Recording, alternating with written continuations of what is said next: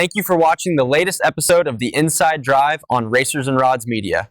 Stay tuned weekly for more exciting content. Hi, my name is Terry Falls. I live in Apollo Beach, Florida. This is a 1937 Ford Roadster, all fiberglass. It has a LS1 Corvette engine in it and transmission, Corvette rear end. It's sitting on air ride Corvette suspension.